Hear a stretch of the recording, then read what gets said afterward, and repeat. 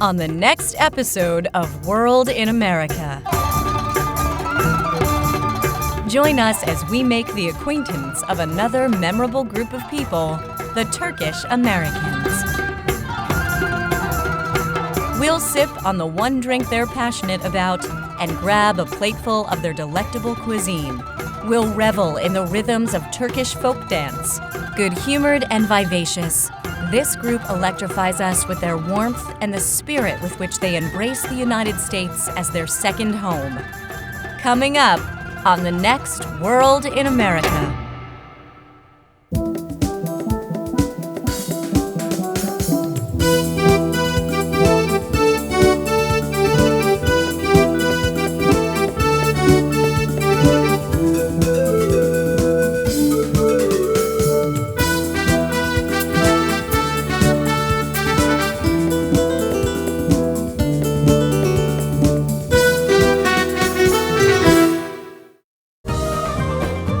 I can't just limit Turkish people to one word. They're just everything, basically, a little bit of everything. We as Turkish Americans are basically supportive, we are dedicated, and we are also socially adjustable people. Turkish Americans are very respectful, very honest, and hardworking. The honesty, the hospitality, and they're warm.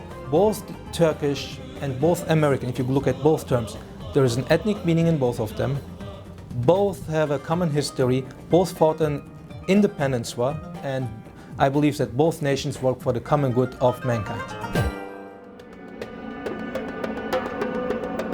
The history of the Turkish people goes all the way back to Central Asia. As nomads, many Turkic tribes inhabited these vast steppes for many centuries. Then, about 1,000 years ago, multiple tribes migrated towards the west, some of them to the Balkans and others to Asia Minor, also known as Anatolia. Turks migrated to Anatolia, and later on in Anatolia, one of the Turkic tribes founded the Ottoman Empire. So the Ottoman Empire, which essentially was founded in Anatolia, current Anatolia, which is Turkey, had a population which was multi-ethnic and multi-religious in character. So throughout history, when we came back to the First World War, after the First World War, the Turkish people living in Anatolia joined forces with the founder of the Turkish Republic, Ms. Mustafa Kemal Atatürk, and started the independence war.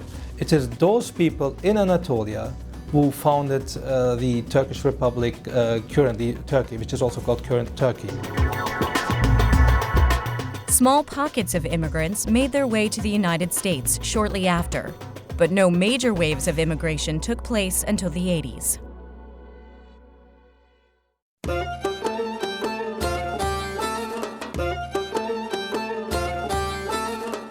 After the 80s, Turkey underwent a huge liberalization process. And in the mid-80s, a new middle class has emerged. The children of this middle class have started to come to the United States as well to do their studies for work opportunities and continue to live here in this country.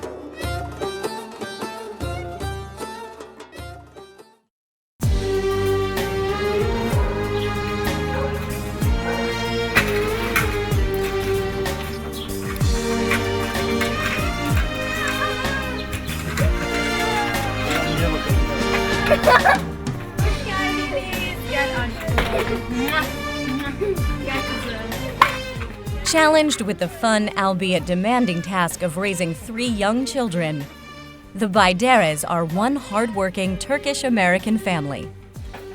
My name is Bahar. I am 32 years old. I'm a housewife as well as a working mom.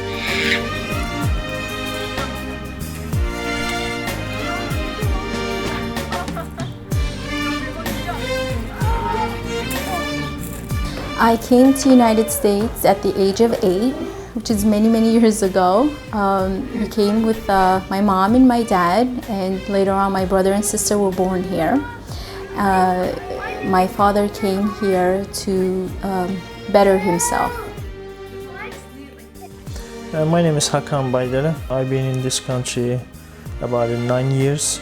I came here about 2000 in August. Since then I'm here. I'm a public school teacher. I'm teaching in math. Not only does Hakan work as a math teacher, he and his wife Bahar also manage a successful daycare. And we have kids ages from 6 months to 6 years old.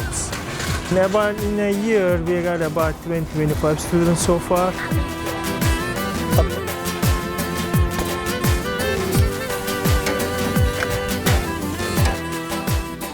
Raising a solid family and keeping busy in the educational field, the Baydere family reminds us of the benefits America offers to Turkish immigrants. This country offers the people opportunity. You can make it happen here. It doesn't matter who you are, it doesn't matter where you come from or what you are. If you work hard, if you dedicate yourself, you can achieve your dreams.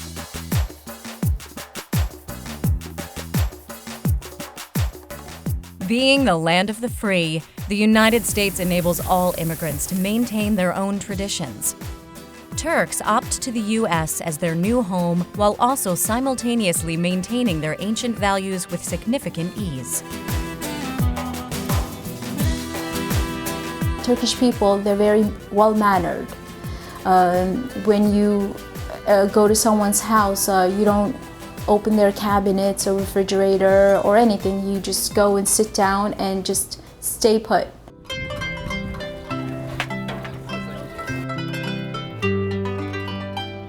Turkish customs that we practice here is taking off our shoes when we enter the house. And we do that with other Turkish people as well. When we go to their house, we take off our shoes, and they take off their shoes when they come over our house.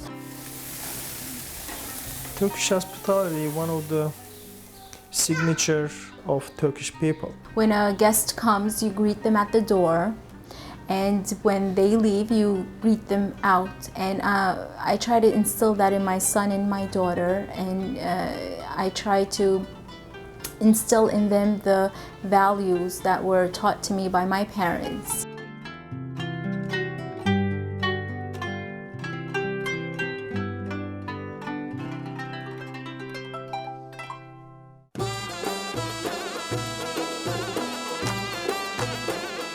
Tea drinking is a vital part of every Turk's life.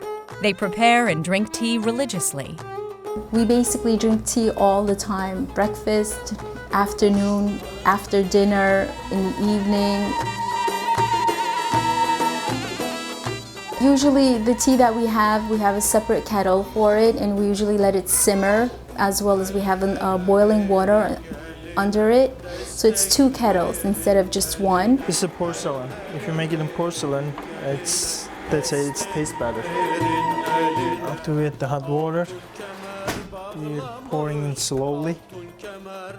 It's drank in a glass cup. It's a very little cup, and it's served with a spoon and a little plate.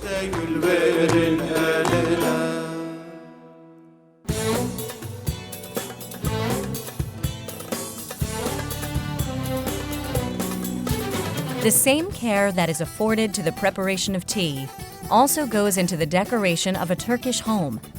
Turks are known to beautify their homes with a variety of handmade crafts. The Baydere family is no exception. This is a traditional güğüm in Turkey. People use this to water their plants, or they use it to take wudu during prayer times. This is a traditional prayer rug. This is a towel that is needle pointed by my mother-in-law. It's a pillowcase. When someone gets married, they are given one of these. Every Turkish person has 1 or 2 of these in their kitchen. This is also hand-knitted Turkish kitchen towel. Ne çileli kulmuşum, kaç kere vurulmuşum. The husband takes this off, revealing her face, and they live happily ever after.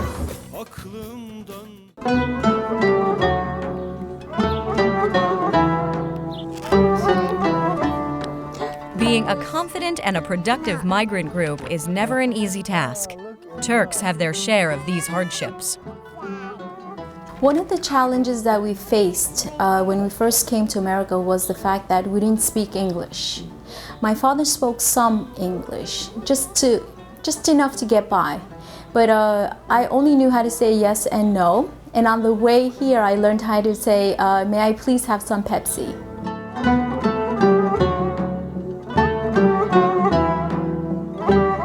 When I landed here, I was trying to find a restroom. The way I said it was a bedroom. I asked 2-3 people, they looked at me like, what are you talking about? And later on I find the sign, then I said it said restroom. I never know that it's gonna be called restroom. One major challenge that every society or every XYZ American has faced or is facing here is the identity conflict or the confusion issue. You come to this country, you get confused. We have a lot of Turkish people. They choose to live in a Turkish way. And they have really distance between themselves and the American lifestyle. It's not easy to call them a Turkish American. They're decided to live as a Turkish way in the America. One of the remedies to the double consciousness of Turkish Americans is the Turkish Cultural Center.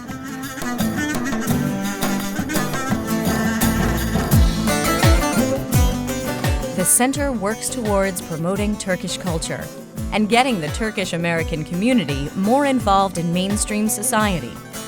Under the leadership of Erkan Kaptan, the Cultural Center offers Turkish classes among many other activities. We have been active since 2006, and we are basically an institution which tries to promote Turkish culture and be the outreach organization of the Turkish community here in New York. We do various activities. We see ourselves as a bridge between the United States and Turkey.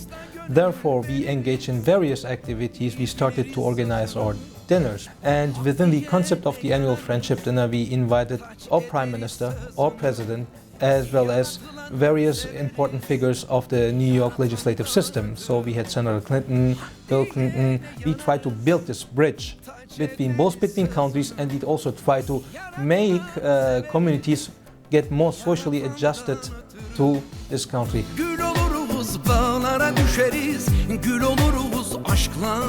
True to the Turkish tradition of beautifying one's surroundings, the TCC also carries a mini museum displaying a few cultural items. We have the traditional Turkish coffee cups. Also, as you see, blue has been used a lot and the color turquoise is also a main element in expressing Turkey and Turkish colors.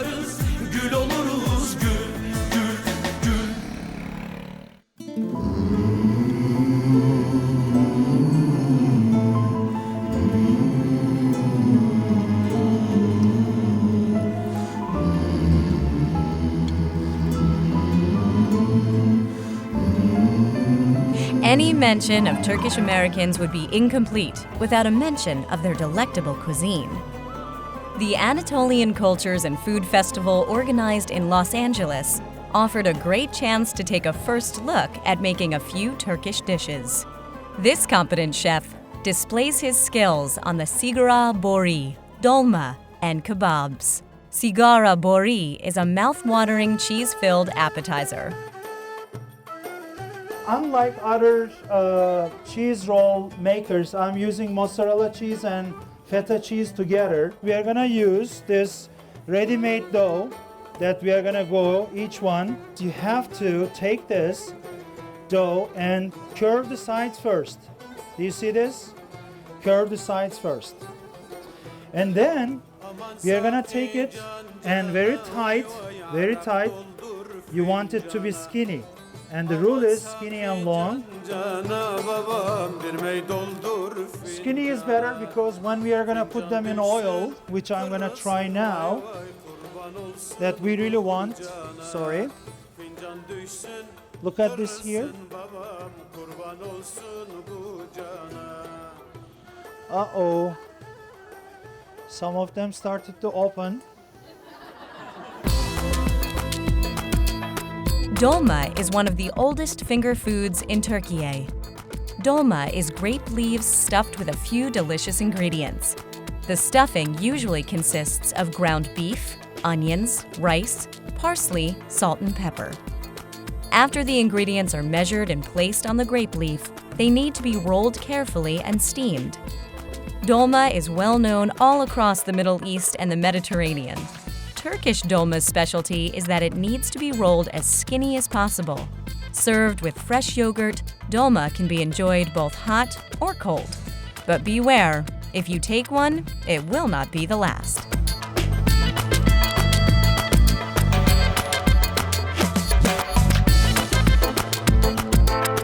Beef, lamb, and chicken are staples in the Turkish meal. Savory spices are used in moderation, mainly to highlight the original flavor of the meat. The secret to the perfect lamb chop is to tenderize the meat until it is well kneaded and absorbs all the zesty flavors. Chicken is similarly marinated with olive oil, salt, paprika, and a hint of lemon juice. The meat is then strung together on the shish stick and allowed to grill. Turks like their meat well done, with the tender meat simmering with authentic Turkish spices.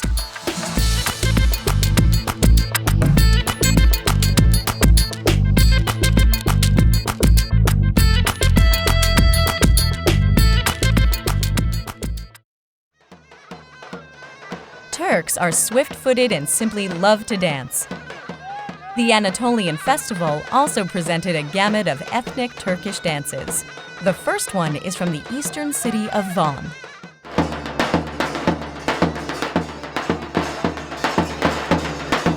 It was so soothing and hypnotizing, and I love it. I love it. I could listen to it all day.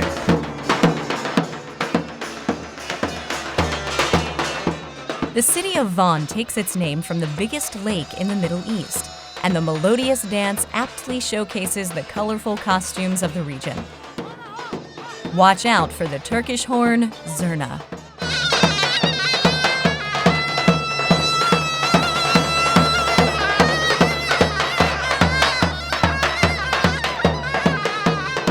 This dance is naturally a big hit with the audiences. And I was very impressed walking in to see the history, because I'm a retired history teacher. They are enjoying it. I have 3 girls and one of them is right above me. And we're all enjoying the whole fair. It's good. It makes you move and everybody smiles and just has a good peaceful time, you know what I mean? It's beautiful. I love this music. Oh, the food is delicious.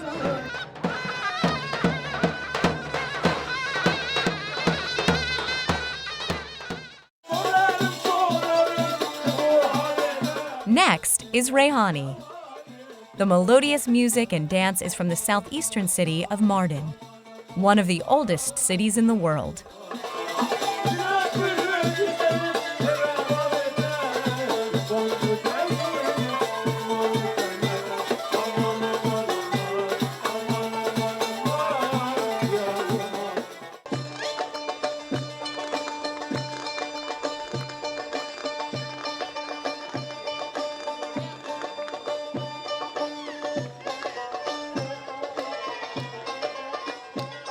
Moves like the unique finger snap go back to the farmers of the region and mimic the joy felt during the harvest season.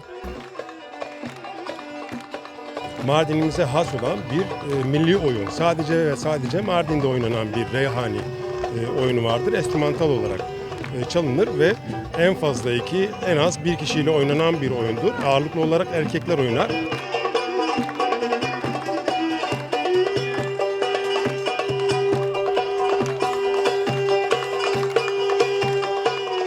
Reyh dediğimiz olay rahatlama anlamıyla, bedensel dinle bunu karşıdaki insanlara icra edebiliyor ve fiziksel, zihinsel ve bedensel olarak bunu karşıya icra ediyor.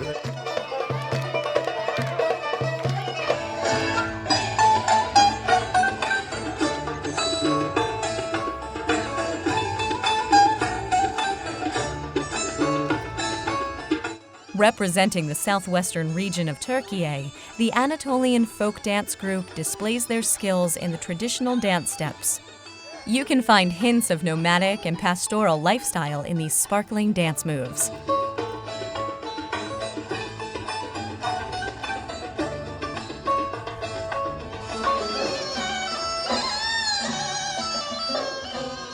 Büyük bir gurur bizim için. Severek de oynuyoruz zaten. Bunları paylaşmak güzel bence. Dansın özellikleri, Teke yöresi genelde göçebe yaşayan insanlar, hayvancılıkla uğraşan insanlar, o bölgenin insanları. Ve oyunları Teke yöresi insanları genelde hayvancılıkla geçindiği için tekelerin hareketlerinden, yani zıplamalarından, ani erkek keçi, teke, onların hareketlerine göre almışlar.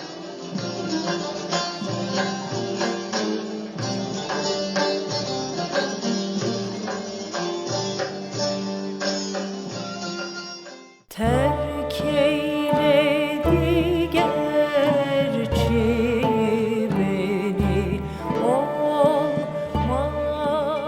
The Anatolian Cultures and Food Festival strengthened the Turkish Americans' connection to their new home. The United States provides them with a wholesome atmosphere in which to promote their heritage. It is indeed a win-win situation. America is happy to include the Turks into their melting pot, and the Turks, in turn, are passionate to be a part of it.